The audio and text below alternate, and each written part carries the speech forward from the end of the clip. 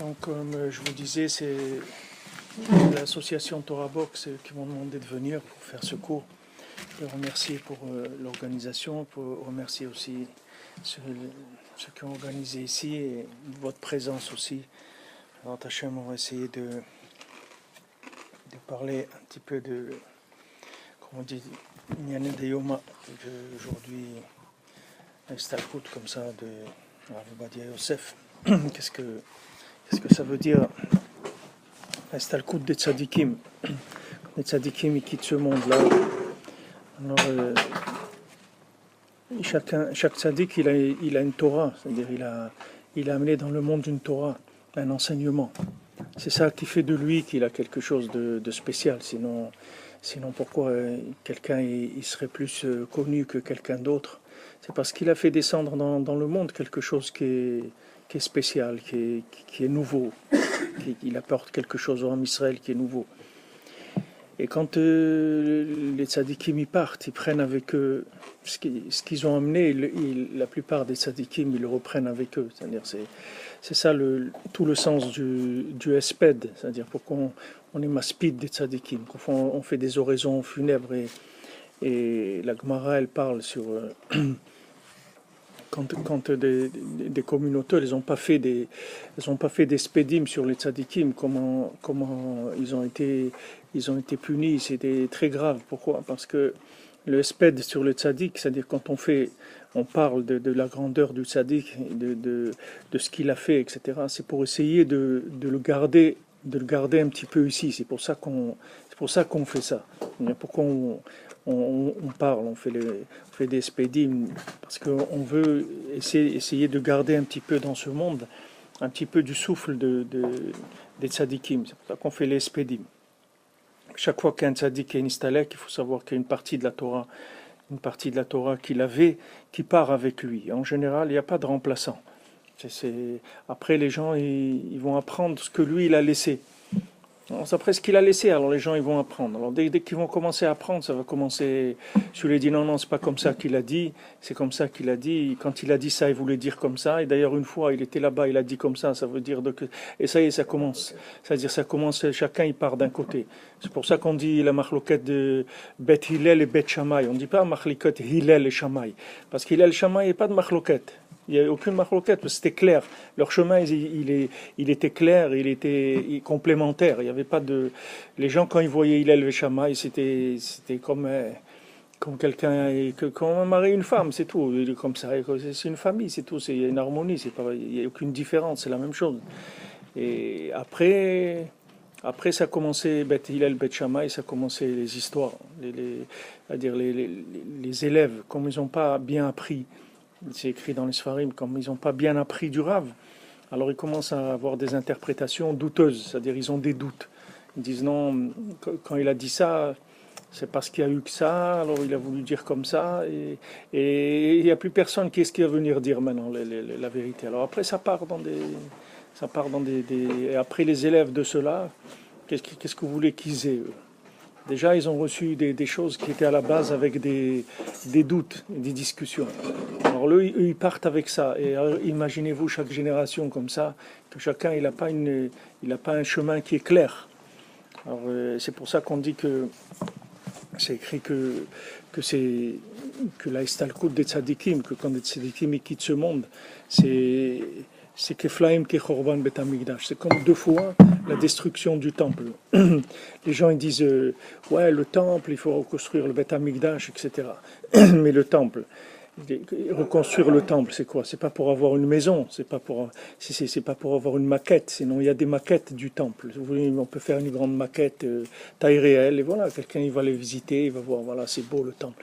C'est pas le temple, c'est pas les murs qui comptent, c'est qu'est-ce qu'il y avait à l'intérieur, c'est-à-dire que les concepts qu'il y avait à l'intérieur. Quand on rentrait dans le Bet Hamikdash, alors on ressentait une kedusha, on ressentait une sainteté, il y avait un da'at, c'est-à-dire une conscience d'Hachem. Et on repartait avec cette conscience d'Hachem. Cette conscience d'Hachem, elle durait pour chacun le temps qu'elle durait. Celui qui faisait de l'entretien, d'un service après-vente, il entretenait un petit peu. Alors ça restait plus longtemps. Et celui qui n'entraînait pas, il tombait. Quand il tombait, il amenait encore un corban, il venait et repartait. Il y avait toujours une possibilité de retrouver son chemin. Maintenant, quand le Beth Amikdash il a été détruit, alors ça y est, chacun il a été livré à lui-même. Mais il y a des tzadikim. Les tzadikim, c'est plus que le Beth Amikdash. La Istalkut, quand un tzadik qui s'en va et quitte ce monde, c'est pire que la destruction du temple. Parce que lui, c'est l'esprit du temple. C'est pas les murs. C'est l'esprit même qu'il y a dans le temple. Maintenant, c'est vrai qu'il n'y a pas le cadre. C'est pour ça que les tzadikim, ils n'arrivent pas à régner dans le monde. Parce que s'il y avait le cadre, s'il y avait la maison, si le tzadik, il était dans sa maison, alors il serait un roi sur terre. Toutes les nations le reconnaîtraient comme un roi. Et tout le monde verrait que c'est un roi. Mais comme c'est un esprit sans maison, alors les gens ils disent ouais bon il a dit ça, il a dit ça. Les gens ils savent pas qu'est-ce que ça veut dire quand il dit quelque chose. Quand ça dit qu'il dit quelque chose, c'est pas une idée ou un avis ou quelque chose. C'est pas du tout cette chose-là. Ça vient d'endroits très élevés. C'est une conscience d'Hachem qui fait traduire ça dans des mots et dans des idées, dans des orientations, etc. Alors quand il y a une destruction, quand il y a une destruction du Beth Amikdash, on pleure. Chacun, c'est écrit, c'est le début du Shulchan Aruch que Raoul Kol Yireh Shamaim, tout celui qui a la crainte d'Hachem, il doit se lever la nuit et pleurer sur la destruction du temple. C'est-à-dire que le problème, c'est que l'esprit aujourd'hui, il n'a pas de forme, il n'est pas dans une forme. On a Baruch Hashem, aujourd'hui de la Torah, il y en a plus que jamais eu dans le monde. Il n'y a jamais eu une diffusion de la Torah comme ça existe aujourd'hui. Jamais ça a existé. Traduit avec des systèmes de communication et tout ce qu'on veut. Ça n'a jamais existé autant d'explications sur la Torah, autant d'ouverture de la Torah. Mais pourquoi maintenant tout le monde ne vient pas vers la Torah? Parce que cette Torah, elle n'a pas de maison. Elle n'habite pas quelque part. C'est-à-dire, elle n'a pas un corps. C'est une âme sans corps. Alors le fait que cette âme, elle n'a pas de corps, il faut une recherche très spéciale pour arriver à ressentir, à découvrir les choses. Quand l'âme, elle est dans le corps, il n'y a aucun problème. Parce que dans le corps même, vous voyez qu'il y a une âme dedans. C'est pas difficile. Vous voyez une maison, vous voyez qu'il y a de la lumière dedans, vous voyez que c'est animé, il y a quelque chose. Alors vous allez vers cette chose-là. Toutes les nations, quand il y avait le Beth Amikdash, toutes les nations elles profitaient du Beth Amikdash, parce que le Beth Amikdash c'était une révélation de la présence d'Hachem sur terre effective, c'est-à-dire c'était une évidence, il y avait des miracles permanents dans le Beth Amikdash. Celui qui voulait venir, il pouvait voir que des miracles sans arrêt dans le Beth Amikdash. C'est un endroit de conscience, mais de conscience dans une maison, dans un corps, pas un esprit comme ça. C'est écrit que Abraham Avinu, alors Akadosh Baruch Hu, il a appelé Har, c'était une montagne. Abraham Avinu était comme une montagne. Yitzhak, on dit c'était Sadeh. Il est sorti dans les champs. Et Yaakov, il s'appelait Baït, c'est-à-dire la maison. C'est-à-dire qu'Abraham Avinu, il a amené un concept d'Hachem dans le monde, mais un concept qu'il fallait aller dans la montagne, c'est-à-dire qu'il fallait non seulement sortir de chez soi, mais en plus monter dans des montagnes pour aller trouver ces concepts d'Hachem qu'il avait à Avraham Avinu. Maintenant, quand il est venu Yitzhak, il a rendu ces concepts plus accessibles, c'est-à-dire il fallait aller dans les champs, il n'y a plus besoin de monter dans les montagnes, mais uniquement sortir, aller dans les champs. Maintenant, il est venu Yaakov, il a amené le concept du baït, c'est-à-dire de rentrer Hachem dans la maison. Il n'y a plus besoin de sortir de la maison. Dans la maison, il y a Akadosh Baruch Hu. C'est le premier, c'est pour ça que c'est le mot frère, c'est-à-dire le plus le plus choisi, le meilleur des Havot, c'est Yaakov Avinu, parce qu'il est arrivé à faire descendre Hachem dans l'harmonie de la maison, c'est-à-dire le faire rentrer dans la maison Mamash. Et quand maintenant, c'est pour ça que l'endroit où il a dormi Yaakov Avinu, il a vu là-bas que c'était Mamash la maison d'Hachem. C'est la seule fois où il a dormi, Yaakov Avinu. On dit que cette nuit-là, il a dormi, parce que les Avot, ils ne dormaient pas. Avraham, Yitzhak et Yaakov, jamais ils ont dormi dans leur vie. Quand ils ont dormi une nuit, on a dit qu'ils avaient dormi. Yaakov, on a dit il a dormi, parce que pour te dire que c'est la seule nuit de sa vie où il a dormi. Et il a dormi, qu'est-ce qu'il a vu? Il a vu les Beth Amikdash, il a vu la destruction des Beth Amikdash aussi. Et il s'est rendu compte, il a dit, je ne savais pas qu'il y avait Hachem ici, je ne me suis pas rendu compte. Quand il a mis les pierres sous sa tête, que c'était les pierres du Beth Amikdash, alors après il dit, je savais pas que la Shrina elle habitait ici, dans cet endroit-là. Et Tzadikim, tout leur travail, ça a été toujours de chercher une maison pour Hachem. C'est-à-dire de faire descendre Hachem dans des notions qui sont palpables par les gens. C'est ça le but des Tzadikim. C'est pas d'amener de la Torah, de montrer que la Torah elle est belle, etc. Okay, c'est beau, mais moi, qu'est-ce que je vais faire avec ça? Ok, la Torah, j'ai vu de la Torah, c'est magnifique, etc. Je vois Eretz Israël, c'est beau, et c'est formidable. Mais moi, comment je peux rentrer là-dedans? C'est ça qui m'intéresse. Alors eux, les tzadikim, leur travail, c'est de faire descendre les choses dans ce qu'on appelle les pieds, c'est-à-dire que mamash, ça soit palpable, que chacun il puisse s'identifier à la Torah. Un enseignant, c'est quelqu'un qui vous permet de vous identifier à l'enseignement. Si un enseignant, il ne vous identifie pas à l'enseignement, il ne vaut rien du tout. Parce que qu'est-ce qui vous a présenté quelque chose? Disons, ok, très bien, j'ai compris. Un vendeur, c'est la même chose. Quelqu'un il veut vous vendre une voiture. Il faut que quand il vous parle, vous voyez assis dans la voiture en train de conduire. Ça y est, elle est à vous, la voiture. Maintenant, s'il ne fait pas ça, c'est pas un vendeur. S'il n'arrive pas à vous mettre dans le produit, c'est pas un vendeur. C'est-à-dire, il ne sait pas vendre. Vendre, ça veut dire qu'il fait le lien entre les deux. La Torah, c'est le même principe. C'est-à-dire, les tzadikim, ils font descendre la Torah dans le Ham Israël. C'est-à-dire, eux, ils sont intéressés par la maison plus que la lumière qui va être amenée dans cette maison-là. Eux, ils ne cherchent pas à amener des lumières qui sont très élevées. Ils cherchent à construire des récipients pour que la lumière, elle ait où habiter. Dès que la lumière, elle a où habiter, tout de suite, vous voyez la vérité. Tout de suite, vous voyez la vérité. Même si ce n'est pas une révélation très grande, mais c'est une révélation parce que c'est dans un récipient. Ça habite quelque part. Quand ça n'habite pas quelque part, c'est rien du tout. Ça vient et ça part comme c'est venu, c'est parti. Quelqu'un il peut avoir un grand éveil dans la Torah, un grand enthousiasme dans la Torah. Hachem, il envoie des cadeaux. Et quelqu'un, il vient, il prend conscience d'Hachem, de la Torah, d'Eretz Israël, du Ham Israël. Il prend conscience de choses qui sont très élevées. Maintenant, quand il prend conscience de ça, il faut tout de suite investir ça dans quelque chose de concret. Parce que si quelqu'un n'investit pas ça dans quelque chose de concret, ça va, comme c'est venu, ça part. La même chose. Quelqu'un, quand il voit de la lumière, il croit que toute sa vie, ça va rester comme ça. Mais ça ne va pas rester comme ça toute sa vie. Comme c'est venu, ça va partir. La même chose. S'il ne fait pas un récipient, il ne fait pas habiter cette chose-là, ça va partir. Parce que Hachem, il envoie de la lumière uniquement pour donner à l'homme l'envie de construire. Le but, Béhémet, c'est de travailler sans lumière. Après, il n'y a plus besoin de lumière. On travaille, c'est tout. Le but, c'est de travailler. Comme un couple, quelqu'un, il rencontre sa femme et tout, il se plaît, c'est super et tout. Mais le but, c'est pas ça. Le but, c'est que tout ça, c'est uniquement pour... C'est du marketing. C'est pas fait pour durer. C'est juste pour commencer, ça. Après, maintenant, quand est-ce qu'on va arriver à quelque chose? C'est 20 ans, 30 ans après le mariage, 35, 40 ans après le mariage. Ah, bah, au Hachem. On a fait quelque chose. On a fait quelque chose. C'est pas que maintenant c'est juste on a été attiré, c'était beau, etc. Ça il y a des gens qui commencent, quand c'est très beau quand ils commencent, et après quand ils finissent c'est pas beau. Il y a des gens qui commencent, c'est pas beau, mais après ils ont construit ensemble, ils ont travaillé, ils ont fait quelque chose de très beau.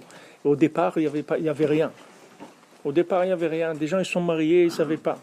Ouais, des gens ils sont venus me voir des fois, ils me disent mais je sens rien. Je sens rien, je sais pas.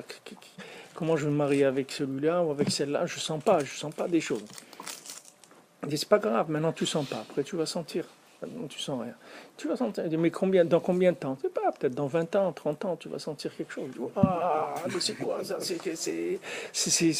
Mais c'est ça la vie. La vie c'est le résultat. Le début, c'est pas vrai.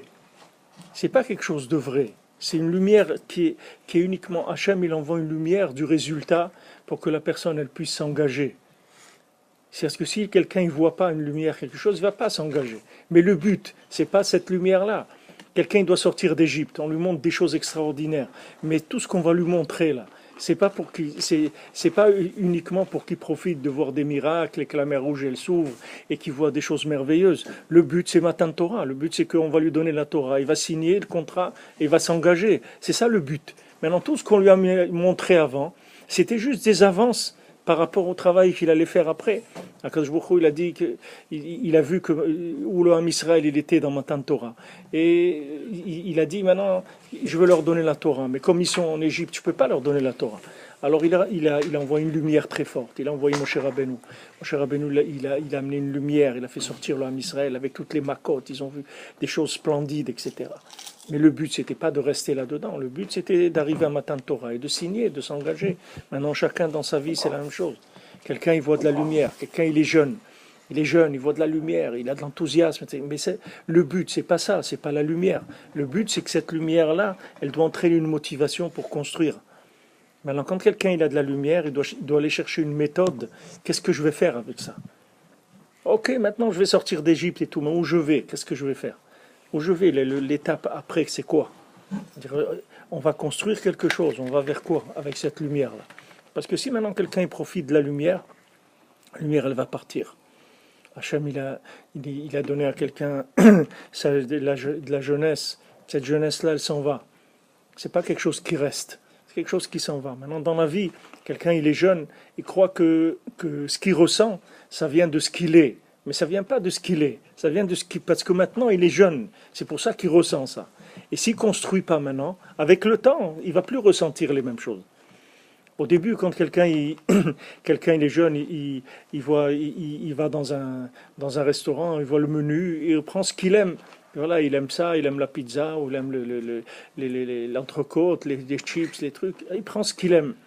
Après, avec le temps, il va plus prendre ce qu'il aime. Il va prendre ce qu'il peut manger. Et après, il va prendre ce qu'il doit manger. Avec le temps, les choses elles vont se mettre en place. C'est-à-dire que c'est plus la même approche des choses. Au début, c'est ce qu'il aime, ça lui plaît, j'aime bien ça, je kiffe, etc. Alors il prend parce que ça le fait kiffer. Mais après, avec le temps, c'est plus ça les choix de la vie. Donc les tzadikim, eux, ils arrivent au début à faire ça. Ils n'attendent pas que l'âge, il les oblige à faire les tris. Les tzadikim, ils font ça dès le début. Le Chafetz Chaim, quand il avait 9 ans, il est venu dire au revoir à ses amis. Alors ils lui ont dit, tu vas déménager? Il dit, non, je ne vais pas déménager, c'est qu'à partir d'aujourd'hui, j'ai décidé que je ne vais plus être un enfant. À partir d'aujourd'hui, je deviens un adulte, et jamais plus je vais jouer avec vous, c'est fini. J'ai décidé d'être un adulte. Il avait 9 ans. Il a décidé à l'âge de 9 ans d'être un adulte. C'est-à-dire, il a vu la vie, il a vu où est-ce qu'il allait arriver, c'est quoi la fin de la plupart des gens, pour ne pas dire tous les gens. Il voit comment on finit. Il dit, ok, c'est pour finir comme ça et tout, pas le temps de jouer. Il avait 9 ans. Maintenant, il y a des gens, même à 60 ans, ils continuent à jouer. À 70 ans, ils jouent au flipper encore. Il y a des gens, ils ont dit, ça s'arrête pas. Ça s'arrête pourquoi? Parce que la personne, toute la lumière qu'elle a reçue, elle a consommé. Elle a consommé. Elle a dit, c'est super, elle a consommé. Après, il y avait encore de la lumière, elle a consommé. Après, la lumière, encore, elle a consommé. Et c'est tout ce qu'elle a fait dans sa vie. Mais Béhémet, Hachem, il donne de la lumière que pour construire. On n'a pas le droit de quoi? Pourquoi il n'y a pas de tchouva? Il n'y a pas? Non, pourquoi? C'est écrit jusqu'à la minute de la mort, quelqu'un peut faire tchouva. Parce que quelqu'un peut voir une lumière qui lui fait regretter toute la bêtise qu'il a pu avoir dans sa vie. Au contraire, il y a des moments de tchouva que la personne... Hein? Il peut se retourner même juste avant de mourir. Mais il vaut mieux pas miser sur ça, parce que la plupart des gens qui ont misé sur le dernier, c'est comme la personne, elle a un billet de loterie, elle dit bon, on va vivre avec ça, et puis à la fin on sortira le joker, c'est le billet de loterie, mais il faut qu'il marche, hein, c'est-à-dire il vaut mieux essayer de s'engager tout de suite. En tout cas, Kadosh Baruch Hu, il envoie à chacun des appels chaque jour. Chaque jour. Il n'y a pas un jour sans appel d'Akadosh Baruch Hu. C'est pareil que pour les Juifs, pour toutes les nations, pour tous les individus sur Terre. Chaque individu sur Terre, il est appelé par Akadosh Baruch Hu chaque jour, à son niveau, dans son langage, là où il se trouve, etc. Maintenant, où il accepte l'appel, où il refuse. Où il consomme l'appel, où il dit tiens, ça veut dire quoi ça? Ça veut dire quoi? Il cherche. Maintenant, s'il cherche, on lui ouvre. Et l'appel, il devient plus évident. C'est-à-dire le message, il est plus clair. Et il cherche encore, ça devient de plus en plus clair. Et après, il est porté. Il ne faut pas croire qu'il va faire des efforts toute sa vie. Il est tout le temps porté après, de plus en plus, parce que le message il devient de plus en plus clair. Quand le message devient clair, il n'y a plus de problème. Tout le problème, c'est que c'est flou. On ne sait pas, au départ, on ne sait pas, là, on ne sait pas. Et des fois, quand on a comme on dit, des choses personnelles, c'est-à-dire des intérêts personnels, alors des fois, on peut voir même le contraire des choses. Quand les explorateurs ils sont rentrés en Eretz Israël, les Meraglim, Ils ont vu le contraire d'Eretz Israël. Maintenant, quelqu'un, il rentre en Eretz Israël, il voit ce qu'il voit. Donc, maintenant, Hachem, il a dit ce que c'est Eretz Israël. Qu'est-ce que c'est Eretz Israël? C'est une terre où il coule le lait et le miel. Ça, c'est Hachem qui l'a dit. Alors tu peux lui faire confiance. Il ne va pas te vendre quelque chose, il n'est pas en train de t'embrouiller. Il te dit quelque chose, il te dit vrai. Voilà ce que c'est. Ah maintenant, moi je viens, je vois que c'est pas comme ça. Ok, toi tu vois que c'est pas comme ça. Mais sache que Hachem, il t'a dit c'est comme ça. Maintenant, pour arriver à voir ce que Hachem il t'a promis, il t'a dit que voilà, c'est comme ça, alors il faut travailler. Il faut travailler beaucoup pour nettoyer tout ce qui fait qu'on voit ce qu'on voit. Alors maintenant, quelqu'un qui s'engage là-dedans, il va avoir des petits appels à chaque fois, que je vais lui montrer un petit peu. Je vais lui montrer encore un petit peu, encore un petit peu. Et s'il répond toujours présent à l'appel, Hachem, il va lui ouvrir tout le temps. C'est-à-dire, il n'y aura aucun moment où il va être dans l'obscurité. Mais si quelqu'un il refuse les appels, c'est-à-dire Hachem, il l'appelle une fois, il refuse. 2 fois, il refuse. 10 fois. Hachem, il va l'appeler tout le temps, toute sa vie. Seulement, lui, à chaque fois qu'il refuse, il devient moins sensible au message. David Ameler, il demande à Akadosh Baruch Hu, il dit Akadosh Baruch Hu, Bakesh Avdecha, il demande à Akadosh Baruch Hu, cherche ton serviteur, ki mitzvotecha lo shecharti. Pour l'instant, tes mitzvot, je ne les ai pas oubliés. Alors, appelle-moi, parce que je connais encore le son de l'appel. Mais si tu attends trop longtemps, je vais plus même pas savoir ce que ça veut dire. Tu vas m'appeler et moi je vais pas reconnaître le son. Alors il rapporte un exemple, il dit voilà, il y a un berger, il y a une brebis qui s'est éloignée du troupeau, qui s'est perdue. Le berger il l'appelle et elle entend pas, elle répond pas. Il l'appelle encore, il va, il la cherche, il l'appelle. À la fin, le berger, il a un troupeau et tu ne peux pas laisser tout le troupeau pour la brebis. Donc le berger, il laisse tomber. Et la brebis, elle aussi maintenant, elle est partie, elle a entendu d'autres appels dans la forêt ou n'importe où, c'est fini. Alors il s'éloigne.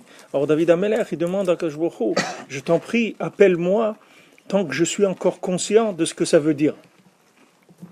Parce que la conscience, c'est quelque chose qui s'émousse très facilement. Quelqu'un, il peut être Baruch Hashem, Shomer Shabbat, il mange kasher et tout, etc. Il suffit que maintenant il commence un petit peu à baisser pour que après il sache même plus, il se rappelle même plus de ce qu'il y avait avant. Quand on dit mais comment celui-là, il faisait Shabbat tellement, il était le premier, il ouvrait la synagogue et tout, regarde-le maintenant, il va jouer, je sais pas quoi, il va au manège le Shabbat et tout. Mais comment il a fait ça? Mais c'est pas d'un coup que ça se fait. C'est que la personne elle ferme un petit peu, elle ferme, elle descend et la chose ça y est, la conscience elle s'en va. On parlait tout à l'heure avec le monsieur qui m'a accompagné. Tout c'est comme ça. Toute la vie d'un juif c'est comme ça.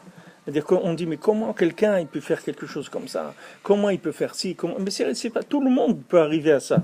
C'est uniquement une question d'ouverture ou de fermeture de la conscience. Maintenant Hachem il envoie des appels à chacun.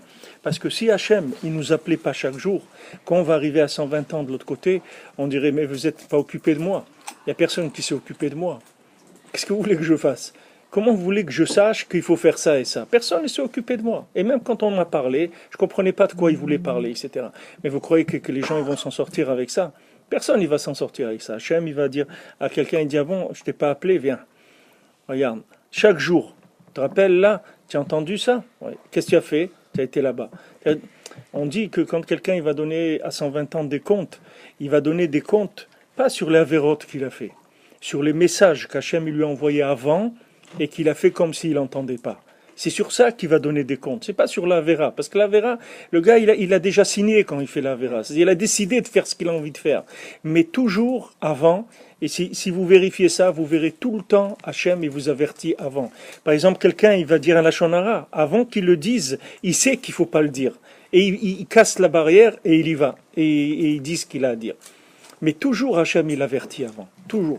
Mais si quelqu'un il casse cette sensibilité-là, alors après il tombe dans un niveau de sourdité comme ça, où il n'entend plus. Mais c'est lui qui a créé ça. C'est pas Hachem, lui il l'appelle tout le temps, mais lui il a bouché ses oreilles, Et après il dit mais j'entends pas. Il dit c'est normal que tu n'entends pas. Tu t'es bouché les oreilles. À chaque fois que je t'ai appelé, tu voulais pas entendre. Donc maintenant tu es arrivé à quoi? Tu es arrivé à ça. Mais c'est par toi-même. Mais viens, je vais te montrer que moi chaque jour je suis venu te chercher. Et chaque individu sur terre, c'est pas rien que les juifs, même les nations, chacun il donnera des comptes. Chaque personne, comme c'est la Gemara elle dit, quelqu'un il donnera des comptes, un goy il donnera des comptes, même quand il a fait honte à son cheval, il donnera des comptes sur ça.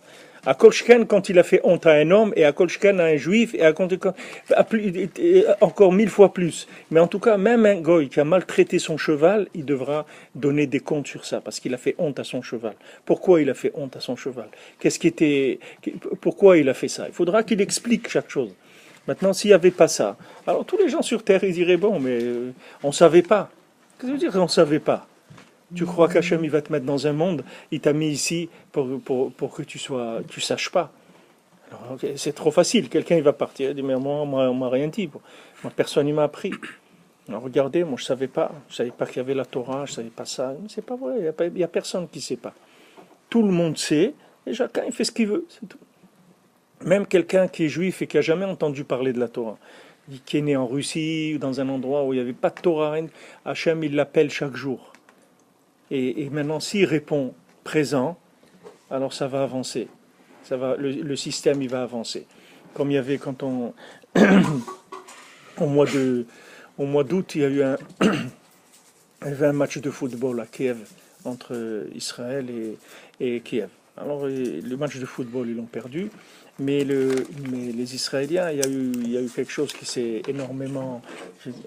qui est passé dans les télévisions en Ukraine et tout, c'est le fait qu'ils ont il pleuvait très fort, il y avait des petits enfants ukrainiens, et les Israéliens, tout naturellement, ils ont enlevé leur blouson, ils l'ont mis sur les enfants.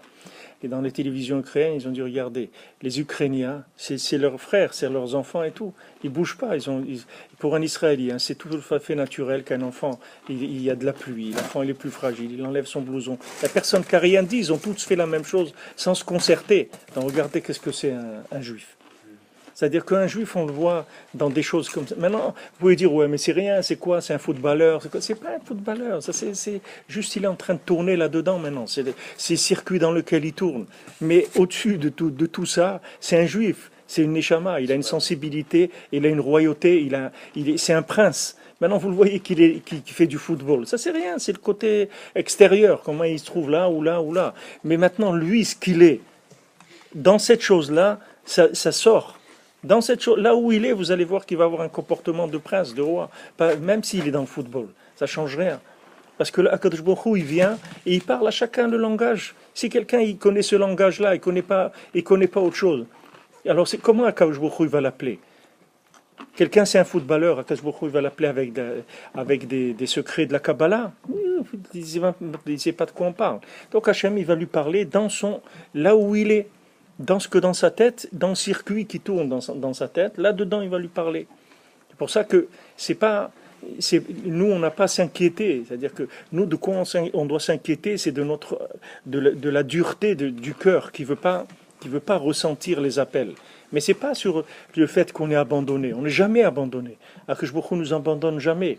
Maintenant, quand il y a des tzadikim qui sont là, alors ils nous facilitent le travail parce que eux, ils font des appels qui sont déjà qui passe déjà par un individu. Donc l'appel, il est déjà plus clair, parce que c'est quelqu'un qui prend la conscience d'Hachem, qui la traduit dans un langage qui est plus compréhensible par les gens, et les gens, ils arrivent à s'engager à travers ça. Mais même quand maintenant, les tzadikim, ils sont mistalkim les uns après les autres, il y a une recherche tout le temps du souffle des tzadikim, de leur présence. C'est écrit que, comme Moshe Rabbeinu, c'est écrit dans Yeshua, que quand Moshe Rabbeinu il a été nistalek, alors il a dit voilà, je sais que quand je vais mourir, alors vous allez fauter. Alors Rashi dit, on voit que toute l'époque de Yeshua, les Bnei Israël, ils n'ont pas fauté.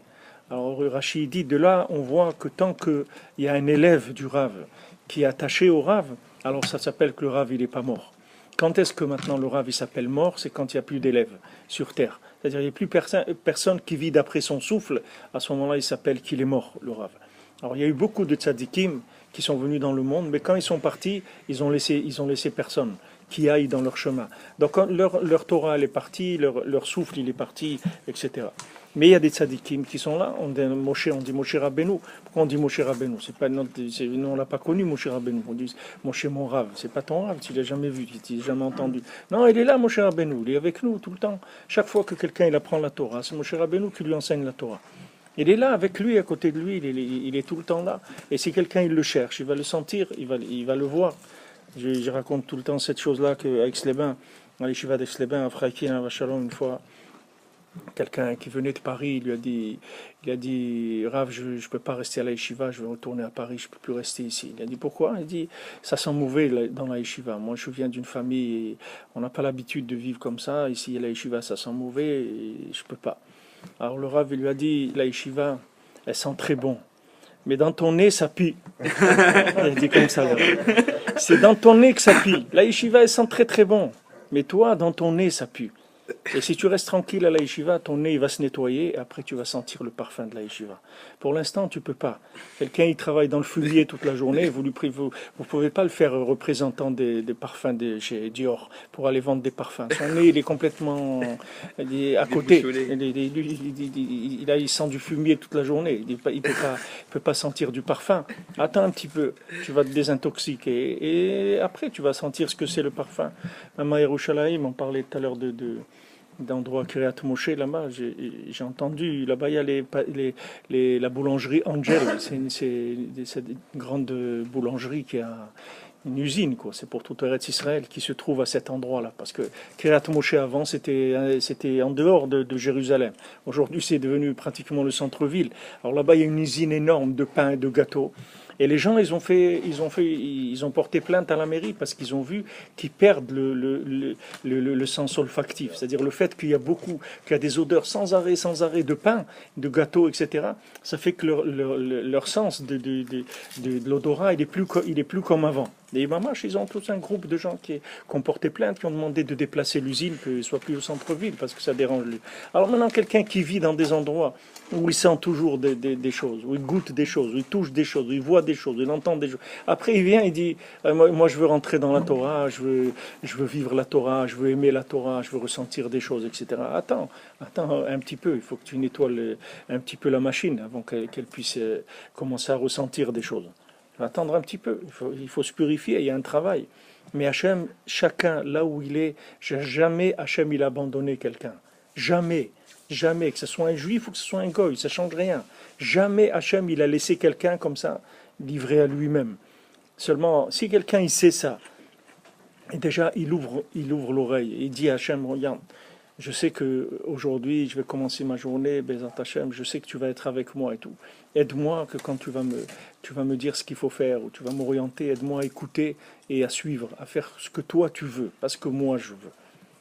Et ça, Rabbi Nachman, il conseille qu'avant chaque journée, avant de commencer une journée, on dit à Kadosh Baruch Hu, voilà, tout ce que je vais faire dans ma journée, que tout ce que je veux vivre dans ma journée, je le remets entre tes mains. Que tout ça se fasse d'après ce que toi tu veux. Et après, il dit il a qu'à vivre sa journée tranquillement. Il n'a plus de soucis à se faire. Parce que. Voilà. Ouais, mais ça, c'est important. C'est important. Il y a des choses dans la vie des gens. S'ils avaient signé un papier, juste un petit papier avant, ils ne seraient pas arrivés à des catastrophes. Il y a des gens qui sont rentrés dans des choses terribles parce que juste ils n'ont pas fait ce qu'il fallait avant de commencer. Si quelqu'un il annonce avant de commencer sa journée, voilà, je veux que toute ma journée elle soit d'après la volonté d'Hachem. Et je remets toute ma journée à moi, à ma famille, à tous les gens qui dépendent de moi entre tes mains. Que tout ça se fasse d'après ce que toi tu veux. Après ça y est, on roule, c'est fini. Quelqu'un il a mis le GPS, après il roule, va à droite, va à gauche, va ça, fais ça, fais ça. Il écoute, c'est tout. C'est plus lui, il comprend rien. C'est là on lui dit d'aller. Et il sait qu'après il va arriver là où il devait arriver, c'est tout. Il n'a pas de souci à se faire. Mais ça c'est simple, mais il faut le faire. C'est-à-dire qu'il faut y croire, il faut avoir la émouna, c'est comme ça. Il faut avoir la émouna, c'est Hachem qui dirige le monde. C'est pas moi. Moi, qu'est-ce que je vais faire dans ce monde? On m'a mis dans ce monde. Moi je connais pas ce monde-là. Moi, je suis une créature, je sais rien du tout. Le monde, il a 5700 années avant que je sois là. Il y a eu beaucoup de choses qui se sont passées. Dans ma vie, dans mes vies antérieures, dans ce monde. Beaucoup de choses qui se sont passées. D'où je vais savoir ce que je dois faire. Je suis un petit maillon dans une chaîne énorme. D'où je vais prendre des responsabilités d'une vie comme ça, ici, de moi, de ma famille, etc. Voilà combien de gens ils me demandent ici, ils veulent monter en Eretz. Ils disent, ça y est, on part. Alors on part pas. Où on va? Qu'est-ce qu'on fait? Qu'est-ce qu'on fait pas, etc. Ah, des gens, ils sont partis. Des gens, ils sont revenus. Des gens, ils vont repartir. Qu'est-ce qu'il faut faire? Où je dois aller? Où je dois aller? Qu'est-ce que je dois faire de ma vie? Je veux aller en Eretz, je vois qu'il y a des gens, ils reviennent. Je veux pas aller, je vois des gens, ils sont très bien. Alors qu'est-ce que je dois faire? Je dois aller, je dois pas aller. Qui est-ce qui va vous dire ce que vous devez? Personne ne peut vous dire ce que vous allez faire. Il n'y a rien que Hachem qui peut vous dire ce que vous allez faire. Si vous lui demandez, il va vous dire ce que vous devez faire. Il faut lui demander, c'est tout. On va dire Hachem, voilà, moi, je veux, ou je veux pas, mais je ne sais pas ce qu'il faut faire. Peut-être oui, il faut le faire. Peut-être non, il ne faut pas le faire. Peut-être c'est pas maintenant. Peut-être c'est tout de suite. Je sais pas. En Égypte, 80% des Juifs, ils sont restés en Égypte. Pourtant, c'était pas quelque chose qui était un secret comme ça, et entre quelques personnes, on va faire une fugue, la nuit, on va se sauver, etc. C'était, comme on dit, ils sont sortis avec la fanfare. C'était avec des miracles et des macotes et des choses incroyables. Et pourtant, 80%, ils n'ont rien vu du tout. Ils n'ont rien vu. Ils n'ont pas compris que ça y est, c'était maintenant, ça se passait maintenant. Pourquoi? Parce que ces 80%, ils sont partis complètement dans d'autres systèmes, de sensibilité. Comme je l'ai expliqué, c'est toute l'éducation, toute la Torah, c'est d'éduquer la sensibilité, d'avoir une sensibilité juive. D'avoir une sensibilité juive. Une sensibilité juive, ça veut dire que quelqu'un, ce que Hachem il veut, ça lui plaît. Et ce que Hachem il veut pas, ça lui plaît pas. C'est-à-dire qu'il a la même concordance de sensibilité comme la volonté d'Hachem. Mais maintenant, quand moi j'aime des choses que Hachem il aime pas, alors je me trouve dans un problème. Parce que maintenant, quand je vais faire la Torah, ça va être toujours contre mon gré, ça va toujours avec des efforts, et je vais jamais être content, je vais toujours râler, etc. Parce qu'au fond de moi, c'est pas ça que je veux faire. Je le fais parce que je sais que c'est Hachem, il veut ça. Mais moi, c'est pas ça que je veux faire. Dans ma sensibilité, c'est pas ça que je veux faire. On vous dit tout à l'heure, quelqu'un il a son nez qui sent mauvais, il a des boules puantes dans le nez. Comment vous voulez qu'il sente les parfums? Il a beau se promener dans des magasins, des parfumeries et tout, il sent le pauvre. Ils disent, mais pas, là où je vais, ça sent mauvais. Mais c'est pas là-bas que ça sent mauvais, c'est dans ton nez que ça sent mauvais. Là-bas, ça sent pas mauvais du tout. Dès que tu vas savoir ça, alors ça y est, après tu vas être tranquille. Tu vas être tranquille parce que tu vas dire, attends, le problème de la vie, c'est moi, c'est pas les autres. C'est pas celui-là, il m'a fait, celle-là, il m'a fait, ma femme m'a fait, le truc, il me fait, mon associé, mon employé, mon truc. Il n'y a personne. Le problème du monde, c'est moi, c'est pas les autres. Si Noach, il avait fait ça, alors il n'y aurait pas eu le déluge. Comment on appelle le déluge? On appelle les Noach, les eaux de Noach, oui. Pourquoi il s'appelle les eaux de Noach, le pauvre? Qu'est-ce qu'il a fait, lui? C'est lui qui a arrosé les gens, c'est lui qui les a noyés. Il n'a rien fait, lui. Qu'est-ce qu'il a fait? Au contraire, il a construit le bateau, l'arche pour sauver le monde. Et non, on dit, mais Noach, c'est toi qui as fait c'est toi qui as fait le déluge. C'est Noach le responsable du déluge. C'est pas tous les gens qui sont morts là-bas. Parce que eux, c'était des gens qui étaient perdus. C'est des gens, ils savaient rien du tout. Eux, ils ont vu des choses qu'ils aimaient, que ça leur plaisait. Ils ont fait ce qu'ils... Mais il y avait un que lui, il était conscient de ce qui se passait. Lui, il savait ce que Hachem il voulait. Et c'est lui qui est devenu responsable. Bon, ça, Hachem, il a dit, c'est toi. Le déluge, c'est toi qui l'as fait, c'est pas moi. Parce que moi, j'attendais de toi que tu me dises, non, ne fais pas le déluge. C'est ça que j'attendais de toi. Que tu prennes tes responsabilités, et que tu dises, attends, quoi, maintenant, on va sauver tout le monde rien qu'avec moi. Mais qui je suis, moi? Quoi, Hachem, il va refaire le monde avec moi et ma famille? Mais pas du tout. C'est quoi? Toute l'humanité elle va être détruite, moi je vais rester? Pas du tout. Je veux pas ça. Alors quand il est venu mon cher Rabbeinu, il y a eu le même problème, exactement. Après le veau d'or, c'était le même problème que le déluge, la même chose. Hachem, il dit, bon, regarde, matin de Torah, sortie d'Égypte, tout ça, ça marche pas. Ils veulent pas. Tu vois bien qu'ils veulent pas. Regarde tous les miracles que je leur ai fait, tout ce que j'ai fait, tout ce que je leur ai donné, d'où je les ai sauvés, d'esclavage, et toutes les macotes que j'ai fait en Égypte, je les ai amenés matin de Torah, voilà. Quelques heures après, ils tombent dans la faute du veau d'or. Alors viens, on laisse tomber, et je vais faire avec toi, je vais refaire un peuple avec toi. Donc c'était exactement le même Nisayon. Seulement Moshe Rabbeinu, lui, il n'était pas noir, Moshe Rabbeinu. Moshe Rabbeinu, il a compris, lui savait exactement comment ça fonctionnait. Alors il a dit, Il a dit à Hachem, regarde, ou maintenant tu sauves le monde, ou sinon tu m'effaces. D'accord? Comment il dit en hébreu? Mechenina. Si c'est Mecheni, le mot Mecheni, c'est Menoach. C'est ça, Mecheni. Efface-moi, c'est Mecheni, ça s'écrit même Chet Nun Yud, c'est les mêmes lettres que Menoach. Il a dit que quoi? Tu veux refaire Menoach? Tu veux me réutiliser à moi comme tu as fait avec Noir? Il dit, ça n'est pas question. Si on part, je pars avec eux. Si je reste, c'est avec tout le monde. Et si je pars, s'ils doivent partir, moi je pars avec eux. Tu restes tout seul. Tu choisis maintenant. Ou tu continues l'histoire du monde avec tout le monde comme ils sont, ou on arrête là.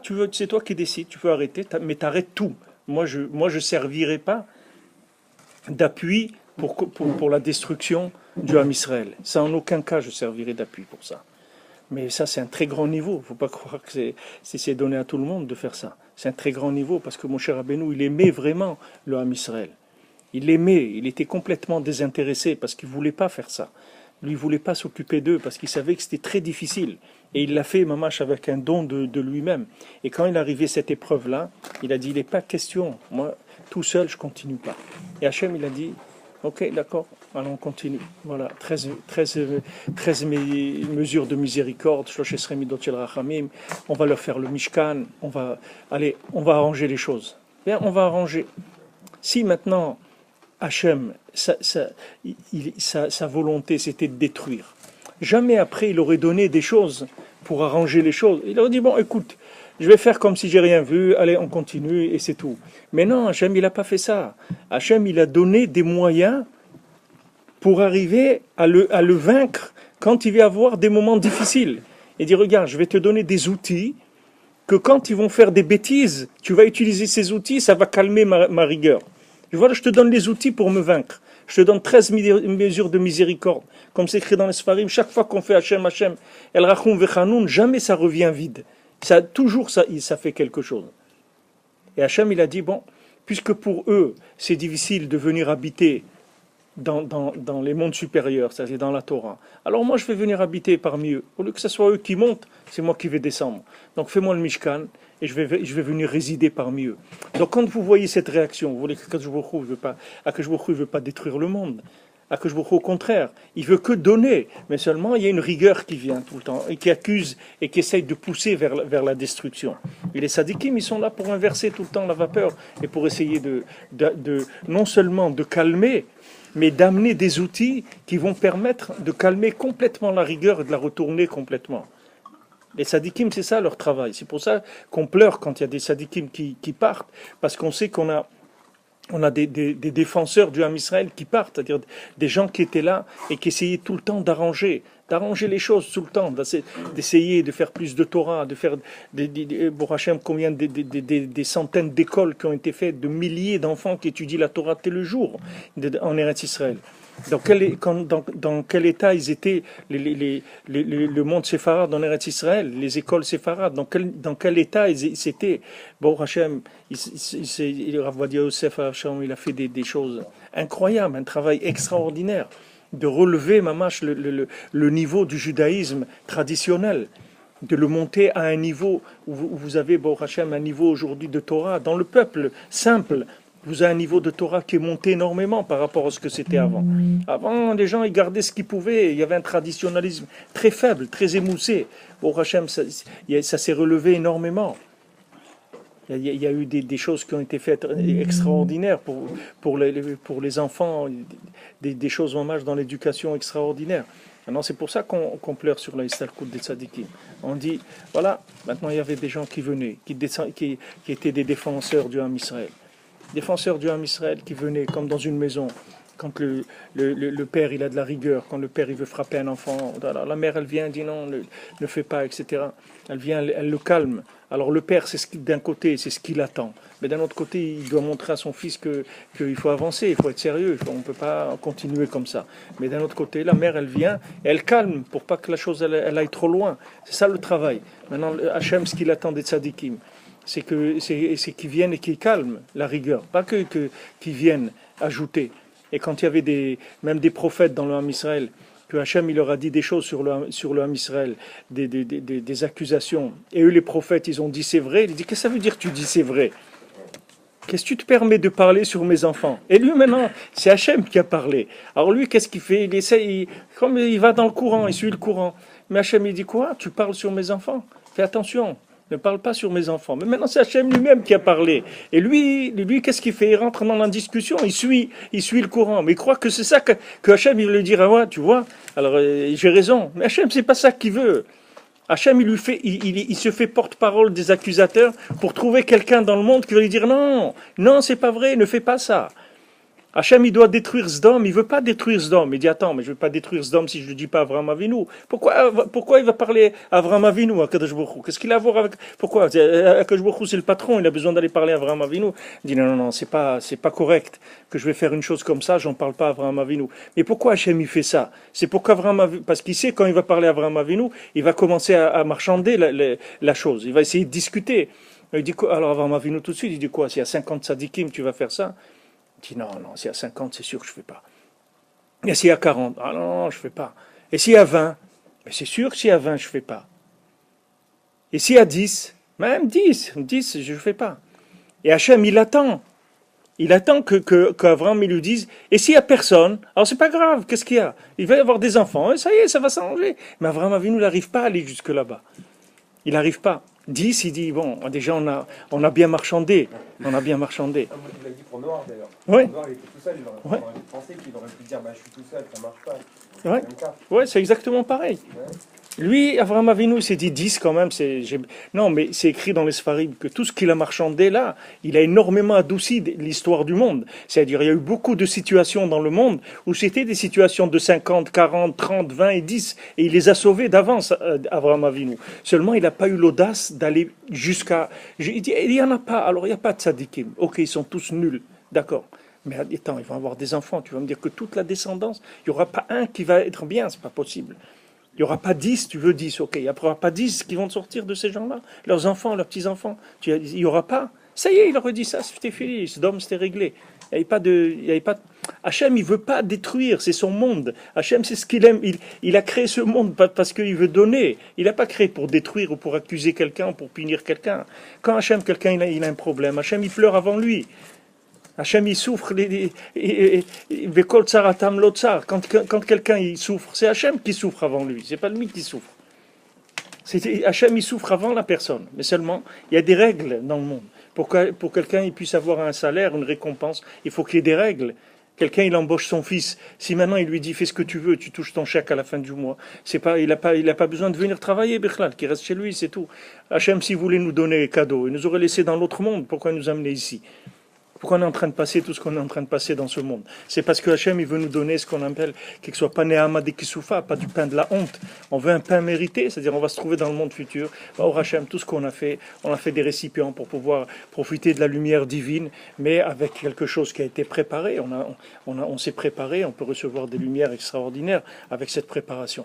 Maintenant, quelqu'un vient et dit, voilà, je te donne le cadeau. Combien d'enfants, ils ne veulent pas travailler avec leurs parents? Beaucoup de jeunes, ils ne veulent pas travailler avec leur père. Ils disent, moi, je ne veux pas travailler avec mon père. Je veux faire ma vie. Il dit, mais c'est dommage, ton père, il a ça. D'accord, il a ça, il va m'aider. Je ne veux pas qu'il m'aide. Je ne veux pas. Laisse-moi, je veux faire ma vie, c'est tout. Mais pourquoi tu veux faire ta vie? Tu vas te prendre la tête. Regarde, lui, il a déjà une société, il a besoin de toi. Viens travailler avec lui. Je ne veux pas. Pourquoi?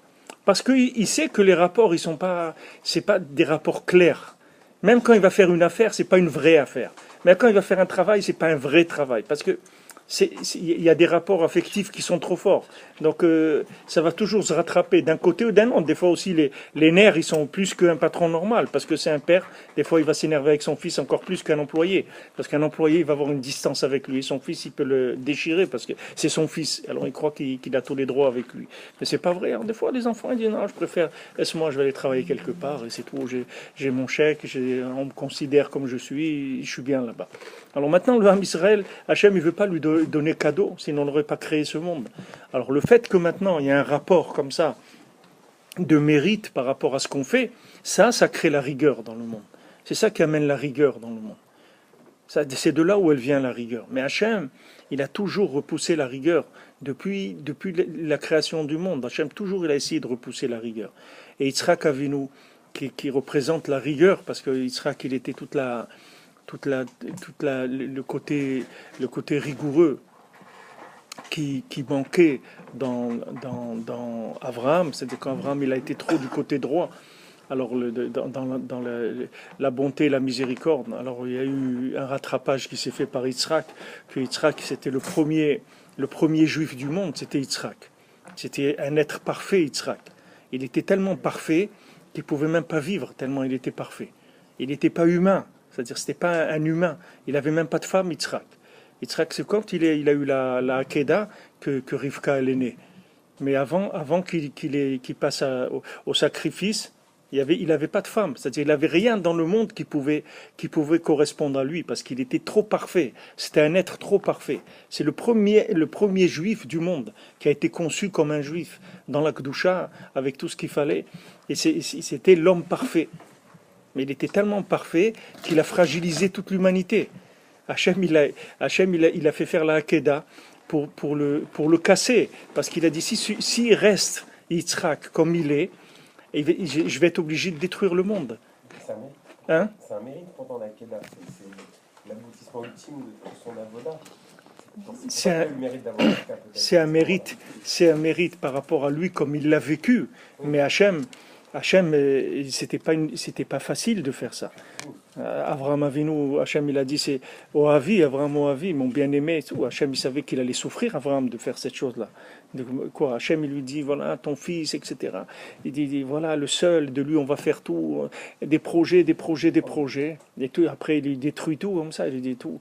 Et maintenant continue Bessimra parce que tu comprends rien, il s'est rien passé. Il dit, comment il s'est rien passé? Tu m'as promis des choses, etc. Maintenant tu me dis tout ça, ça tombe par terre.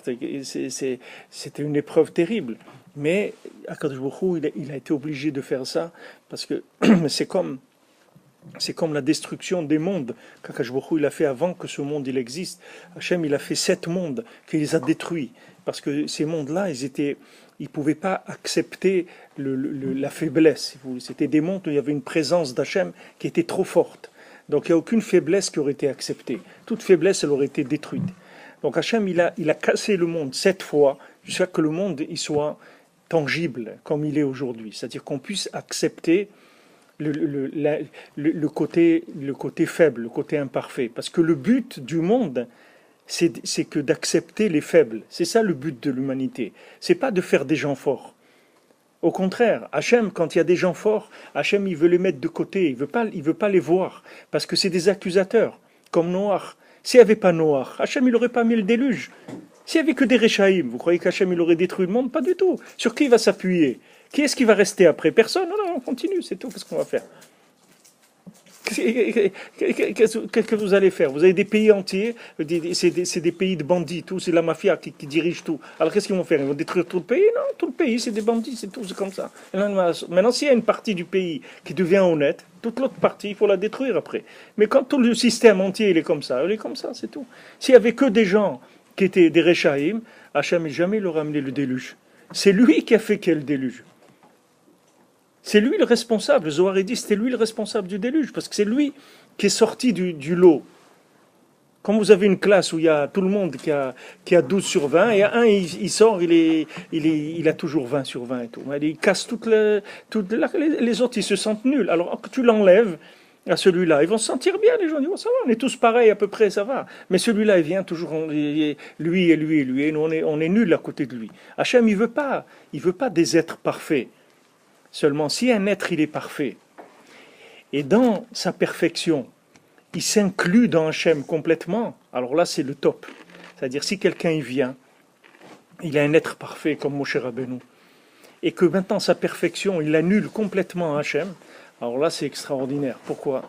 Parce que lui, il n'existe plus. Donc, il ne peut pas être un accusateur. Il vient à Moshe Rabbeinu, il dit, qu'est-ce que moi, anachnouma, nous, qu'est-ce qu'on est? On n'existe même pas. Il dit, tu me vois là, mais j'existe pas. Moi, je suis inclus dans Hachem. Regarde, je suis resté 40 jours avec Hachem. Tu peux monter, toi, 40 jours sans manger, sans dormir, sans boire. Tu peux pas. Tu vois que je suis pas un être humain. Tu vois que je suis pas du tout un être humain. Donc, ne me parle pas comme, moi, j'ai une forme humaine, mais je suis pas un homme. Et par le fait que maintenant il s'inclut, Isha Elohim, c'est un homme divin, Moshe Rabbeinu. C'est un homme de Dieu, c'est pas un homme normal. Il était normal, mais il a travaillé, il est devenu un homme divin qui s'est inclus Veish Moshe Anav. Il est devenu humble, plus que tous les gens qu'il y avait sur terre. Maintenant, il était inclus dans Hachem. Donc, on ne peut plus le prendre à lui pour accuser les gens. Parce que quand vous le prendre, sur quoi vous allez le prendre? Sur sa réussite, sur son ego. C'est sur ça que vous allez vous appuyer. Mais il n'a pas d'ego, il n'existe plus. Sur quoi vous allez vous appuyer pour accuser les autres? Il n'existe plus. Donc lui, alors là, ça devient vraiment le produit parfait pour Hachem, qui permet au contraire d'adoucir toute la rigueur. Parce que lui, il se met en tant qu'homme parfait, du côté d'Hachem, pour amener de la miséricorde sur le monde. Et il dit non, on ne va pas faire comme ça, on va faire comme ça. Il dit on va faire ça, parce que ça y est, il est inclus complètement dans Hachem. Donc lui, il fait que plaider pour le monde. À chaque fois que quelqu'un il accuse qui que ce soit sur terre, il faut qu'il sache que c'est son ego qui accuse. Parce que s'il était inclus dans Hachem, il saurait que Hachem, il aime sa création, il aime les créatures du monde. Hachem, il a créé le monde pour donner, pour en faire quelque chose de beau. Et Hachem, il n'aime pas qu'on parle du mal du Ham Israël. Personne, il donne le droit à personne, même Moshe Rabbeinu. Et pourtant, le Ham Israël, qu'est-ce qu'il a fait à Moshe Rabbeinu? Il a fait passer une vie terrible, très très dure. Ils voulaient le tuer, plusieurs fois ils ont voulu le tuer, à Moshe Rabbeinu. Il a passé des choses terribles. Et pourtant, une fois, il a parlé un petit peu. Hachem lui a dit, tu parles de mes enfants, fais attention parce que tu parles de mes enfants. Ne parle pas sur mes enfants. Et les tzadikim, ils disent, Hachem, il n'aime pas qu'on parle du mal du Ham Israël. Ça ne te regarde pas. Tu vois quelqu'un qui fait ce qu'il fait, on t'a pas pris, c'est pas toi la personne qui va juger l'humanité. Occupe-toi de tes affaires, t'occupe pas de... Personne ne peut savoir quelle est la vie de l'autre. Et même s'il connaît sa vie dans ce monde, depuis qu'il est né, son copain, ils étaient dans la même école, etc., ses vies antérieures, il ne les connaît pas. Donc il n'a pas jugé qui que ce soit. Nous, on doit voir rien que du bien, c'est tout. Et voilà, c'est bien ce qu'il fait, Baruch Hashem, c'est bien. Baruch Hashem, il a fait ça, c'est bien. Si on ne trouve pas de bien, on ferme sa bouche, on n'a pas besoin de regarder personne, c'est tout. Mais si maintenant on veut déjà ouvrir la bouche, c'est rien que pour dire du bien.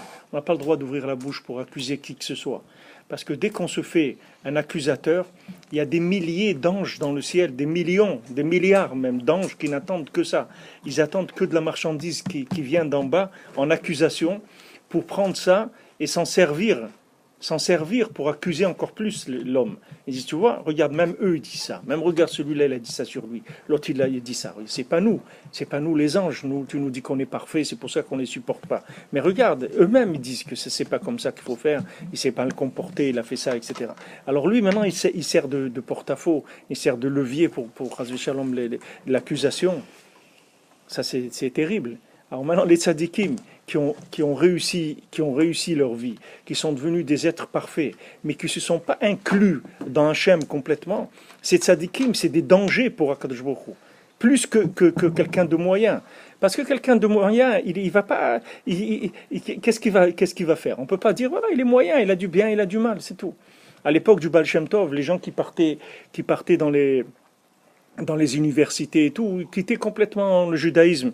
C'est-à-dire quand quelqu'un il était parti à l'université, ses parents ils faisaient le kaddish comme s'il était mort, parce que c'était fini, et les gens ils revenaient pas. Une fois quelqu'un il est parti dans l'université, il est revenu, et il avait encore ses péotes, la barbe et tout, il est venu voir le Baal Shem Tov, il dit, tu vois, voilà, je suis resté 10 ans à l'université, je suis revenu comme ça. Il dit, toi, c'est une mitzvah que tu vas enlever tes péotes et ta barbe et ta kippa. Parce que quand les gens ils vont te voir à toi, ils vont dire oui, c'est possible. Regarde, celui-là, il est revenu. Mais eux, ils sont pas comme toi. Ils n'ont pas la force que tu as toi. Et toi, tu vas servir de tremplin pour qu'ils tombent. Alors il vaut mieux que toi, tu enlèves la kippa et tout comme si tu étais tombé, c'est mieux. Parce que tu vas prendre la responsabilité de plein de gens qui vont tomber à cause de toi.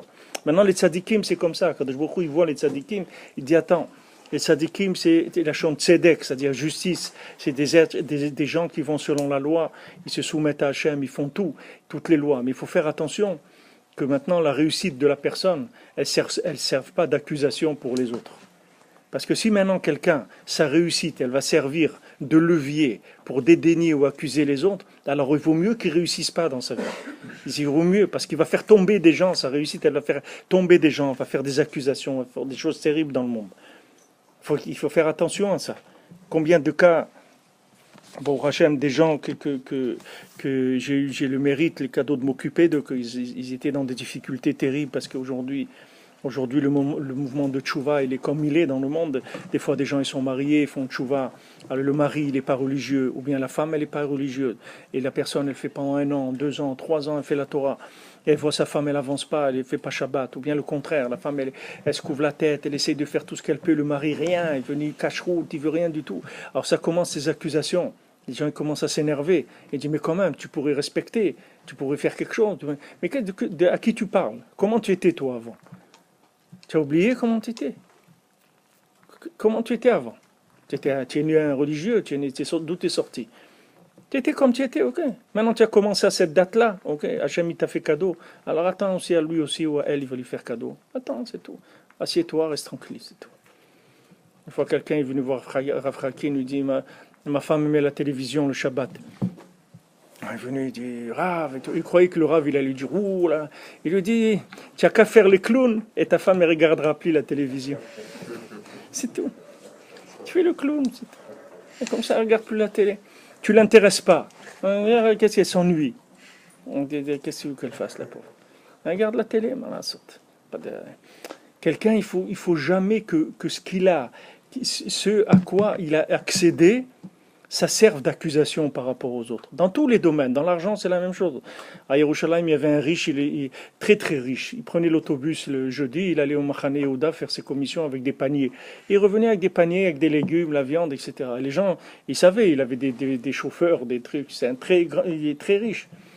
Alors ils ont dit, mais pourquoi tu fais ça? Tous les jeudis, tu prends les paniers, tu vas. Il dit, mais si je fais pas ça, je vais oublier qu'est-ce qu'il ressent un pauvre quand il va faire les commissions le jeudi. Après, il va venir me demander de l'argent. Je vais le jeter. Je vais dire, qu'est-ce que tu viens m'embêter là? Pourquoi tu veux de l'argent? Tu dis, regarde, fais comme moi j'ai des chauffeurs, des trucs. Tu viens m'embêter. J'ai tout ce qu'il faut. Maintenant, la personne, si elle n'entretient pas ça, cette conscience-là, elle s'en va. Si quelqu'un ne se rappelle pas qu'il était pauvre, mais jamais il va dire, comment il va faire? Il va devenir un accusateur. Il va dédaigner les autres. Quand c'est dans l'argent, c'est moindre mal. C'est pas bien, mais c'est moindre mal. Mais quand je vous avais raconté déjà, je raconte souvent, quand j'étais à Aix-les-Bains, il y avait un monsieur qui travaille dans les fromages. Alors il faisait les fromages dans une fromagerie, une grande fromagerie de Goïm, mais là-bas il faisait le fromage kasher. Alors cette fromagerie, une fois, ils ont changé, ils ont refait une nouvelle usine complètement. Maintenant, dans le bureau du patron, il y avait un tableau. Et ce tableau, il l'a remis dans la nouvelle usine. Alors le juif, quand il est rentré, il a dit, je ne comprends pas, vous avez fait des nouveaux locaux et tout, ce vieux tableau-là, vous l'avez remis ici. Alors le gars, il lui a dit, je suis étonné que vous, un juif religieux, vous me posiez cette question. Qu'est-ce qu'il y a sur ce tableau-là? Il dit, vous voyez un mur, et il y a une tortue qui est posée au-dessus du mur. Maintenant, une tortue, elle ne peut pas monter un mur. Donc si une tortue elle est arrivée en haut du mur, ça veut dire qu'il y a quelqu'un qui l'a posée là. Et dis-moi, c'est pareil. Moi, je suis un homme, fils de paysan, des gens très simples. Et maintenant, Dieu m'a donné la réussite dans ma vie. J'ai réussi, voilà. Vous voyez, j'ai une usine avec des centaines d'employés et tout. Mais je ne veux pas oublier que qui est-ce qui m'a donné ça? C'est Dieu qui m'a donné ça. Ce tableau, je le regarde tous les matins pour savoir que ma réussite, il y a quelqu'un qui m'a mis en haut du mur. Parce qu'une tortue ne peut pas monter le mur. Si quelqu'un l'a réussi, ça veut dire Hachem qui l'a fait réussir. Alors si quelqu'un entretient ça le calme, il accepte la faiblesse, il accepte les défauts, il accepte tout, parce qu'il sait que lui aussi, c'est une bonté d'Hachem comme il est, c'est tout, c'est pas lui qui a réussi. Hachem, il lui a donné, bon Hachem, qui lui donne encore, il n'y a pas de problème. Mais il ne faut pas que ça serve d'accusation. Maintenant, dans la Torah, c'est la même chose. Et c'est beaucoup plus dur dans la Torah, parce que les gens, ils arrivent dans la Torah, parce que ça leur coûte des efforts. Quelqu'un, il s'est battu, il a commencé à être Shomer Shabbat, se lever pour la tefila, faire des choses, etc. Maintenant, dès qu'il commence à avoir une petite vitesse de croisière, tout de suite, il commence à regarder l'autre. Et tu te rends compte, celui-là, il ne vient pas. Ça fait 2 semaines, il ne vient pas à la synagogue. L'autre, il ne fait pas ça. Mais de quoi tu t'occupes? Tu t'occupes. Pourquoi tu te... Invite-le, va le chercher, dis-lui, tu peux venir te chercher, je peux t'aider, il y a quelque chose que je peux faire, aide-le si tu vois qu'il n'arrive pas à faire quelque chose. Aide-le, pourquoi tu l'accuses? Alors la réussite, elle porte toujours la rigueur avec elle. La réussite dans ce monde, elle a toujours la rigueur qui se colle dessus. Donc c'est quelque chose qui est indissociable, il faut faire un effort pour s'en débarrasser. Sinon on devient comme Noach. Noach, Hachem lui a dit, écoute, toi tu es un homme tzaddik, mamash, tu es extraordinaire et tout. Tous ces gens-là, on va les nettoyer et on va continuer ensemble. Il lui a dit, bon, d'accord, ok, pas de problème. Hachem, c'est pas ça qu'il voulait. Pour Hachem, c'était le pire de tous, c'était lui. Parce que quelqu'un qui est conscient et qui est réussi, que toute sa réussite, elle va lui servir pour continuer tout seul, mais c'est une catastrophe. C'est-à-dire après, combien il a pleuré noir, combien il a été mal dans sa peau, comment il a été mal quand il s'est rendu compte de ce qu'il avait fait. Mais il s'est rendu compte après. Hachem lui a dit, tu vois maintenant ce que tu as fait. Regarde la destruction du monde. Tu vois, c'est toi qui as fait ça. Les Zohar, il parle très très fort contre Noir. Pourtant, c'est un grand sadique, Béhémet. Mais seulement la rigueur qui s'est collée à lui, elle empêchait de voir que toute sa tzidkout, c'était pour aider le monde, c'était pas pour lui. Qu'est-ce qu'Hachem il va faire avec des êtres parfaits? Hachem il a besoin de ça. Qu'est-ce qu'Hachem il a besoin? Des superman dans le monde? Il n'a pas besoin. Mais des gens qui arrivent à une perfection, que cette perfection, elle peut servir à adoucir la rigueur sur le monde, alors ça, oui, Hachem il a besoin. Hachem il a besoin d'hommes qui arrivent à un tel niveau, qui s'incluent dans Hachem, et qui plaide pour l'humanité. Hachem, il a besoin. Ça, il en a besoin. C'est pour ça que souvent des tzadikim, ils sont obligés de partir à des moments où il y a des choses graves pour le Ham Israël. Pourquoi ils partent? Pourquoi des tzadikim ils meurent à des endroits, à des moments où il y a quelque chose de grave, chas v'shalom, sur le Ham Israël? Parce que le fait qu'ils vont quitter le monde, ça va adoucir la rigueur. Ils vont aller adoucir la rigueur. Ils vont aller demander à Hachem l'adoucissement de la rigueur sur la istakoub des tzadikim, ça calme en haut la rigueur. À l'époque on dit à Sarah Harugé Malchut, il y a 10 tzadikim qui sont morts, qui ont été tués avec des morts atroces comme Rabbi Akiva, et il y avait Rabbi Ishmael Kohen Gadol. Il est monté, il a dit, je vais aller voir si cette gzéra là c'est une gzéra d'Hachem, ou si c'est quelqu'un il a envie de nous faire du mal ou pas. Alors il est monté, il a jeûné, il est monté dans le Shamaïm. Et il a demandé, voilà, maintenant, il y a les Romains, ils veulent nous tuer, etc. Est-ce que maintenant on va accepter ça ou on ne va pas accepter? Alors on lui a dit, c'est une gzéra qu'Hachem il a faite, parce que ces 10-là, ils vont venir pour réparer la vente de Yosef. C'est-à-dire le fait qu'il y a eu Mechirat Yosef, ces 10 tzadikim, ils vont servir de kapara pour la vente de Mechirat Yosef. Parce que quand ils ont vendu Yosef, il y a une très grande accusation dans le monde. Comment ils vendent un tzadik comme ça? C'était une très grande accusation. Alors ces 10 tzadikim, ils sont partis pour adoucir cette chose-là. Maintenant, à chaque fois, on a vu des tzadikim qui sont, même Rabbi Nachman, il est parti pour ça, parce qu'il a vu, le Harizal aussi, il est parti pour ça à l'âge de 37 ans ou 38 ans. Tzadikim, ils sont partis parce qu'ils ont vu qu'il y avait des choses qui étaient très graves, qui étaient des blocages, mamage, dans l'évolution du monde. Ils sont partis pour adoucir ces choses-là. Alors, il faut savoir que quand les tzadikim, ils partent aussi pour le bien du Ham Israël. C'est-à-dire, d'un côté, c'est une perte, parce qu'ils sont plus là, ils ne peuvent plus nous aider, mais d'un autre côté, l'aide qu'ils vont avoir là-bas, elle est beaucoup plus grande que celle qu'il y a ici, parce qu'il y a des choses que nous, on ne voit pas. Nous, on ne sait pas. Nous, on voit ça, Obama, l'autre et tout. On en voit rien que ce qui sort un petit peu de l'eau, mais on ne sait pas en dessous qu'est-ce qu'il y a. Nous, on ne sait pas du tout. Akash Baruch Hu, il dit toutes les maladies que j'ai mis en Égypte, je ne les mettrai pas sur toi. Ki ani Hashem rofeera, parce que je suis Hashem qui te guérit. Alors on demande, il dit, si tu ne vas pas me mettre les maladies, pourquoi tu me dis je suis Hashem qui te guérit? Parce que tu m'as dit je ne vais pas te rendre malade. Pourquoi tu dis je suis Hashem qui te guérit? Alors c'est expliqué que Hashem, des fois, il donne des maladies à quelqu'un, et la personne, elle tombe malade, et elle guérit, et elle le sait même pas. C'est-à-dire, elle a eu la maladie, elle a guéri, et elle ne s'est pas rendu compte, Bichlal.